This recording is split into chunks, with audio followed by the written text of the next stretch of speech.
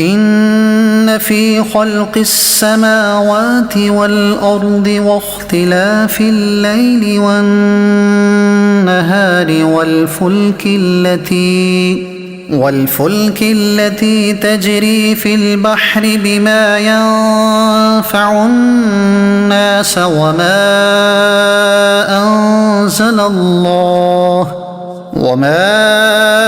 أنزل الله من السماء من ماء فأحيا به الأرض بعد موتها وبث فيها من كل دابة وتصريف الرياح والسحاب المسخر بين السماء والأرض لآيات لقوم يعقلون۔ ترجمہ: بے شک آسمانوں اور زمین کی پیدائش اور رات اور دن کی تبدیلی میں اور کشتی میں جو دریا میں لوگوں کے فائدے لے کر چلتی ہے اور اس پانی میں جو اللہ نے آسمان سے اتارا، پھر اس کے ساتھ مردہ زمین کو زندگی بخشی اور زمین میں ہر قسم کے جانور پھیلائے اور ہواؤں کی گردش اور وہ بادل جو آسمان اور زمین کے درمیان حکم کے پابند ہیں، ان سب میں یقیناً عقل مندوں کے لیے نشانیاں ہیں۔ ان فی خلق السماوات والارض، بے شک آسمانوں اور زمین کی پیدائش میں نشانیاں ہیں۔ تفسیر صراط الجنان میں ہے، کعبہ معظمہ کے گرد مشرکین کے 360 بت تھے جنہیں وہ معبود مانتے تھے۔ انہیں یہ سن کر بڑی حیرت ہوئی کہ معبود صرف ایک ہی ہے، اس کے سوا کوئی معبود نہیں۔ اس لیے انہوں نے حضور اقدس صلی اللہ تعالیٰ علیہ وسلم سے ایسی آیت طلب کی جس سے اللہ تعالیٰ کی وحدانیت ثابت ہو۔ اس پر یہ آیت نازل ہوئی اور انہیں یہ بتایا گیا کہ آسمان و زمین کی تخلیق، آسمان کی بلندی، اس میں چمکتے ہوئے ستارے، اس کا بغیر ستونوں کے قائم ہونا، سورج، چاند، ستاروں کے ذریعے اس کی زیرت، سب اللہ تعالیٰ کی قدرت کی نشانیاں ہیں۔ یوں ہی زمین اور اس کی وسعت، اس میں موجود پہاڑ، معدنیات، جواہرات، اس میں رواں سمندر، دریا، چشمے، اس سے اگنے والے درخت، سبزہ، پھل، پھول، نباتات، شب و روز کا آنا جانا، دن رات کا چھوٹا بڑا ہونا، سمندر میں بھاری بوجھ کے باوجود کشتیوں کا تیرنا، لوگوں کا اس میں سوار ہونا، سمندری عجائبات، ہواؤں کا چلنا، سمندر کے ذریعے مشرق و مغرب میں تجارت کرنا، سمندر سے بخارات کا اٹھنا، بارش کی صورت میں برسنا، بارش سے خشک اور مردہ زمین کا سرسبز و شاداب ہو جانا، اس پانی اور اس کے ثمرات سے زندگی میں باغ و بہار آنا، زمین میں کروڑوں قسم کے حیوانات کا ہونا، ہواؤں کی گردش اور ان کے خواص و عجائبات، یہ تمام چیزیں اللہ تعالیٰ کے علم و حکمت اور اس کی قدرت و وحدانیت پر عظیم دلیلیں ہیں۔ یہ سارا تو ایک قسم کا اجمالی بیان ہے۔ مذکورہ بالا چیزوں میں ہر ایک پر جدا گانا غور و فکر کریں تو اللہ تعالیٰ کی قدرت کے ایسے حیرت انگیز کرشمے نظر آتے ہیں کہ عقل انسانی دنگ رہ جاتی ہے۔ کائنات میں انتہائی کثرت سے پائی جانے والی ہوا پر ہی غور کر لیں تو اس میں نہ جانے کتنی گیسیں، کتنی تاثیرات اور ضروریات انسانی کی کتنی بنیادی چیزیں ہیں۔ صرف یہی دیکھ لیں کہ اگر ہوا نہ ہو تو تمام انسان 10 منٹ کے اندر اندر مر جائیں، زمین کے اوپر اور ہوا میں پائے جانے والے جانوروں کی حیات ختم ہو جائے۔ یہ تو قدرت الہی کی ایک قسم کی صرف ایک تاثیر ہے، جبکہ قدرت الہی کی خربوں سے زائد قسموں میں ایک ایک چیز میں کروڑوں عجائبات ہیں۔ کسی زمانے میں آنکھ کو صرف دیکھنے کا ایک آلہ سمجھا جاتا تھا، علمی ترقی کے ساتھ ساتھ آنکھ کے ایسے ایسے ظاہری و باطنی، جسمانی اور روحانی عجائبات سامنے آ رہے ہیں کہ اب صرف آنکھ سے متعلقہ علوم کی اقسام نہ جانے کتنی ہیں، اور لاکھوں لوگ اس علم کے ماہر ہونے کے باوجود بھی اس بات کا دعویٰ نہیں کر سکتے کہ ہم نے آنکھ سے متعلق ہر چیز کا علم حاصل کر لیا ہے۔ سائنسی علوم بھی اللہ تعالیٰ کی معرفت کا ذریعہ بنتے ہیں۔ اس آیت مبارک اور اس کی تفسیر سے یہ بھی معلوم ہوا کہ سائنسی علوم بھی معرفت الہی کا ذریعہ بنتے ہیں۔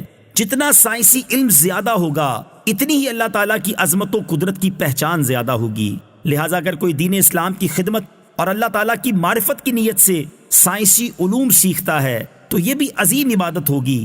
نیز اللہ تعالیٰ نے جو کائنات میں غور و فکر کا حکم دیا ہے یہ اس حکم کی تعمیل بھی قرار پائے گی۔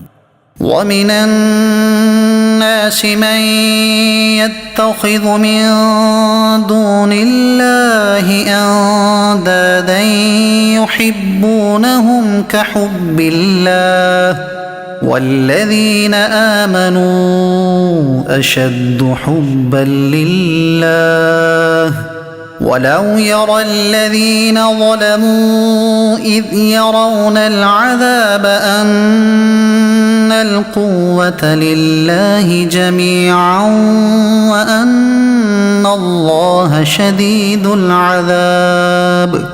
ترجمہ: اور کچھ لوگ اللہ کے سوا اور معبود بنا لیتے ہیں، انہیں اللہ کی طرح محبوب رکھتے ہیں، اور ایمان والے سب سے زیادہ اللہ سے محبت کرتے ہیں. اور اگر ظالم دیکھتے جب وہ عذاب کو آنکھوں سے دیکھیں گے، کیونکہ تمام قوت اللہ ہی کی ہے اور اللہ سخت عذاب دینے والا ہے.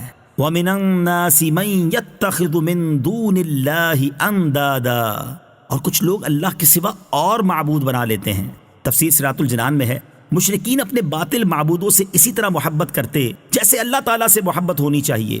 بتوں کی عبادت کرتے، ان کے لیے اللہ تعالیٰ کی طرح صفات ثابت کرتے، ان کے نام پر جانور ذبح کرتے. جو معاملات صرف اللہ تعالیٰ کے لیے خاص ہیں وہ اپنے بتوں کے ساتھ کرتے، ان کی خاطر کٹ مرنے کو تیار رہتے. یہ سب باطل و مردود تھا. یاد رہے، اللہ تعالیٰ کے پیاروں سے محبت اللہ تعالیٰ ہی کی وجہ سے ہوتی ہے، لہٰذا اس محبت کو جدا شمار نہیں کیا جا سکتا. جیسے حضور پر نور صلی اللہ تعالیٰ علیہ وسلم سے محبت ہے تو یہ اللہ تعالیٰ ہی کی محبت ہے.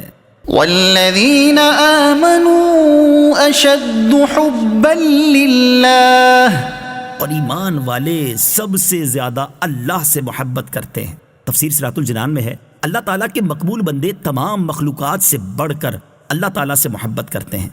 محبت الہی میں جینا اور محبت الہی میں مرنا ان کی حقیقی زندگی ہوتا ہے. اپنی خوشی پر اپنے رب کی رضا کو ترجیح دینا، نرم و گداز بستروں کو چھوڑ کر بارگاہ نیاز میں سر بسجود ہونا، یاد الہی میں رونا، رضائے الہی کے حصول کے لیے تڑپنا، سردیوں کی طویل راتوں میں قیام اور گرمیوں کے لمبے دنوں میں روزے، اللہ تعالیٰ کے لیے محبت کرنا، اسی کی خاطر دشمنی رکھنا، اسی کی خاطر کسی کو کچھ دینا اور اسی کی خاطر کسی سے روک لینا، نعمت پر شکر، مصیبت میں صبر، ہر حال میں خدا پر توکل، اپنے ہر معاملے کو اللہ تعالیٰ کے سپرد کر دینا، احکام الہی پر عمل کے لیے ہمہ وقت تیار رہنا، دل کو غیر کی محبت سے پاک رکھنا، اللہ تعالیٰ کے محبوبوں سے محبت اور اللہ تعالیٰ کے دشمنوں سے نفرت کرنا، اللہ تعالیٰ کے پیاروں کا نیاز مند رہنا، اللہ تعالیٰ کے سب سے پیارے رسول صلی اللہ تعالیٰ علیہ وسلم کو دل و جان سے محبوب رکھنا، اللہ تعالیٰ کے کلام کی تلاوت، اللہ تعالیٰ کے مقرب بندوں کو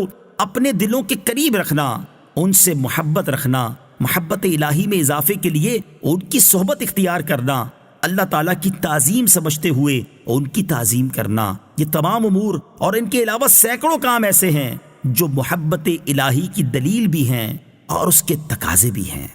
وَلَوْ يَرَى الَّذِينَ ظَلَمُوا، اور اگر ظالم دیکھتے، آیت کے حصے میں کافروں سے متعلق کہا جا رہا ہے کہ قیامت کے دن کے عذاب کا منظر اگر دیکھ لیں تو انہیں معلوم ہوگا وہ کتنا خوفناک منظر ہے. إِذْ تَبَرَّأَ الَّذِينَ اتُّبِعُوا مِنَ الَّذِينَ اتَّبَعُوا وَرَأَوُا الْعَذَابَ وَتَقَطَّعَتْ بِهِمُ الْأَسْبَابُ. ترجمہ: جب پیشوا اپنی پیروی کرنے والوں سے بیزار ہوں گے اور عذاب دیکھیں گے اور ان کے سب رشتے ناطے کٹ جائیں گے. اذ تبرأ الذین اتبعوا، جب پیشوا بیزار ہوں گے. تفسیر صراط الجنان میں ہے، یہاں قیامت کے دن کی منظر کشی ہے جب مشرکین اور ان کے پیشوا جنہوں نے انہیں کفر کی ترغیب دی تھی ایک جگہ جمع ہوں گے اور عذاب نازل ہوتا ہوا دیکھیں گے تو ایک دوسرے سے بیزاری اور نفرت کا اظہار کریں گے. پیروکار تو کہیں گے، اے اللہ، ہم نے اپنے ان سرداروں کی پیروی کی اور انہوں نے ہمیں گمراہ کر دیا، تو انہیں دگنا عذاب دے اور ان پر بڑی لعنت کر. جبکہ پیشوا اپنے پیروکاروں سے نفرت و بیزاری کا اظہار کریں گے. یہ مضمون قرآن پاک میں متعدد جگہوں پر بیان کیا گیا ہے، مثلا سورہ احزاب آیت نمبر 66 سے لے کر 68 تک اور سورہ سبا آیت نمبر 31 سے لے کر 33 وغیرہ میں. وَتَقَطَّعَتْ بِهِمُ الْأَسْبَابُ، اور سب رشتے ناطے کٹ جائیں گے. تفسیر صراط الجنان میں ہے، یعنی قیامت کے دن کافروں کے وہ تمام تعلقات جو دنیا میں ان کے مابین تھے، خواہ وہ دوستیاں ہوں یا رشتے داریاں یا باہمی موافقت کے عہد، وہ سب ختم ہو جائیں گے اور ہر کوئی اپنے اعمال کا جواب دہ ہوگا، کوئی کسی کا مددگار نہ بن سکے گا۔ یاد رہے کہ قیامت کے دن کفار کے رشتے تو ٹوٹ جائیں گے، لیکن اولیاء، متقین و صالحین کے ساتھ مسلمانوں کا رشتہ باقی رہے گا، جیسے قرآن پاک میں ہے۔ الأخلاء يومئذ بعضهم لبعض عدو إلا المتقين۔ پرہیزگاروں کے علاوہ اس دن گہرے دوست ایک دوسرے کے دشمن ہو جائیں گے۔ وقال الذين اتبعوا لو أن لنا كرة فنتبرأ منهم كما تبرؤوا منا كذلك يريهم الله أعمالهم حسرات عليهم وما هم بخارجين من النار۔ ترجمہ، اور پیروکار کہیں گے اگر ہمیں ایک مرتبہ لوٹ کر جانا مل جائے تو ہم ان پیشواؤں سے ایسے ہی بیزار ہو جاتے جیسے یہ ہم سے بیزار ہوئے ہیں۔ اللہ اسی طرح انہیں ان کے اعمال پر حسرت بنا کر دکھائے گا اور وہ دوزخ سے نکلنے والے نہیں۔ لو ان لنا کرہ، اگر ہمیں ایک مرتبہ لوٹ کر جانا مل جاتا۔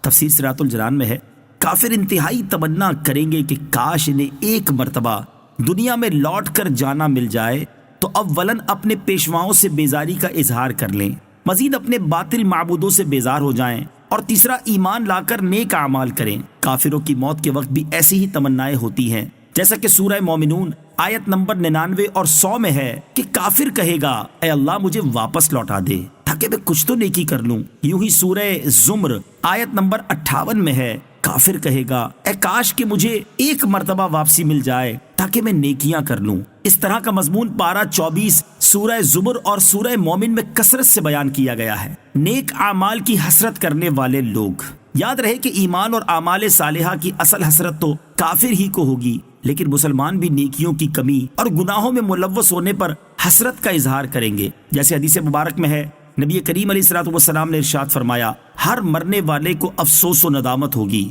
صحابہ کرام نے عرض کی یا رسول اللہ صلی اللہ تعالیٰ علیہ وسلم کیا ندامت ہوگی؟ فرمایا اگر نیک ہوگا تو زیادہ نیکیاں نہ کرنے پر نادم ہوگا، اور اگر گناہگار ہوگا تو گناہوں سے باز نہ آنے پر نادم ہوگا۔ حسرت کی اور بھی صورتیں ہوں گی، جیسے دوسروں پر ظلم کرنے اور انہیں تکلیف دینے والوں کو ڈھیروں ڈھیر نیکیوں کے باوجود حسرت ہوگی، کیونکہ ان کی نیکیاں دوسروں کو دے دی جائیں گی۔ جسے طلب علم کا موقع ملا لیکن علم حاصل نہ کیا، اسے حسرت ہوگی۔ کسی جگہ جمع ہونے والے لوگ اللہ تعالیٰ کا ذکر کیے بغیر اٹھ گئے تو وہ مجلس ان کے لیے حسرت ہوگی۔ كذلك يريهم الله أعمالهم، اللہ اسی طرح انہیں ان کے اعمال دکھائے گا۔ تفسیر صراط الجنان میں ہے، قیامت کے دن اللہ تعالیٰ کافروں کے برے اعمال ان کے سامنے کرے گا تو انہیں نہایت حسرت ہوگی کہ انہوں نے یہ کام کیوں کیے تھے۔ ایک قول یہ ہے کہ جنت کے مقامات دکھا کر ان سے کہا جائے گا اگر تم اللہ تعالیٰ کی فرما برداری کرتے تو یہ تمہارے لیے تھے، پھر جنت کی وہ عالیشان منزلیں مومنین کو دے دی جائیں گی۔